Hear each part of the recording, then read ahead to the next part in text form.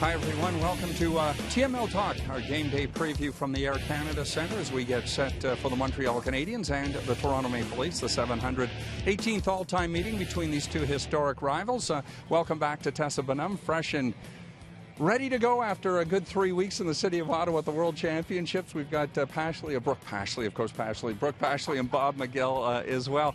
Well, a game tonight, international implications. I know it's an all-Canadian matchup, but anytime the Leafs and Canadians get together, it's big time. Brooke Pashley, in terms of social media, what is Leaf Nation inquiring about as we get set for the 718th all-time meeting between these two squads? Well, like you talked about, it's the great Canadian matchup, I guess you could say. One of the best rivalries from the fans' point of view. They love this one.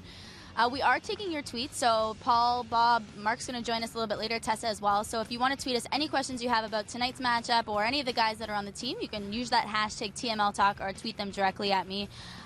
Just a lot of talk about Phil Kessel, really. 4 goals in 2 games, and he is leading all of the team in career goals against Montreal. So we'll see what he does tonight and if he continues that hot streak. By Phil Kessel, you mean Amanda's brother, right? Amanda Kessel's brother? Yeah. Okay. And Bob, yeah, she did have the golden goal. Oh, it was a goal scorer's goal, let me tell you. How about the points she had this year? Over 100 points in 40-plus games at the college level. Scary. Unbelievable. You know, and I was thinking when she first, here's the goal. Son of a gun. Watch this. Look at that, short side, goal scorer's goal. I don't even think Phil could put it there that nice. I was going to chirp him yesterday in the room. Oh, he might be able to. Yeah, maybe show him that goal a little, feel him a little bit. But I think that, you know what? Once his sister started getting a lot of attention, all of a sudden Phil's shots started going in. And you know what? Good on him, too. And it was funny because a couple of weeks back when there was an article in the paper about his sister in her season of winning the NCAA championship and her numbers, all of a sudden Phil jumped to the forefront, and good on him. And you know what? With Joffrey Lupul going down with that injury against the Philadelphia Flyers, the next 2 games come up, and it's the New York Rangers. Or first, I guess, the Devils game, but then back-to-back games against the New York Rangers, and Phil Kessel with 2 goals against the Rangers here last week, and then again in New York the other night, and a beauty one right there, and a terrific pass by James Van Riemsdyk. But, you know, Phil Kessel, all season long, you know, it's amazing where he has a 9-game drought where he doesn't score a goal. But he has 8 assists in those 9 games.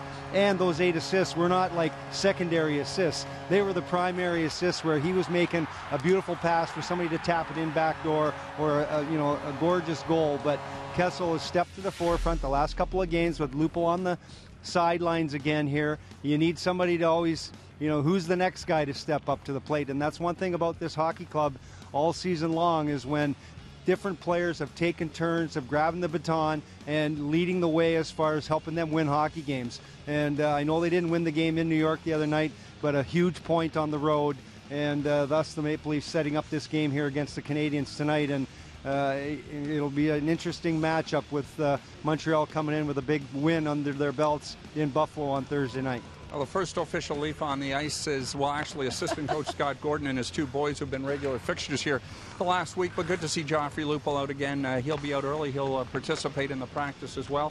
Day by day we see progression, and he's hoping that maybe sometime next week he'll get back into this lineup. But he's not about to rush things given how well the team has played without him here right now, Bob. Absolutely. And, for me, we talked about this yesterday, Paul. It's great to see him back, and he knows that, he's feeling better day by day, I guess you can call it, and he's working extremely hard out on the ice, so he's pushing it to the limit, which is a good sign.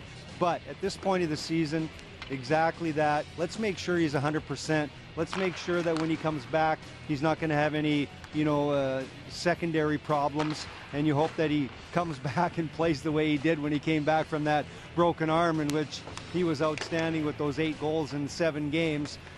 Pretty unbelievable how well he's played, and let's hope that he can bounce back and really come back and do the same kind of things and help this club, obviously down the stretch and into the playoffs. He really was a man on fire. I mean, when I saw him in the dressing room yesterday, I said, man, it's awful to see you out again, but gosh, when you started to play, you were a man on fire. Like, you were out there with something to prove. And he laughed a little bit, and he kind of shrugged it off. He was like, well, I came back, I was so fresh. Everyone else was tired, so that's why I look so fast. But he's definitely a humble guy, a great leader for this team. I think that when he first came in, he was a little bit quiet.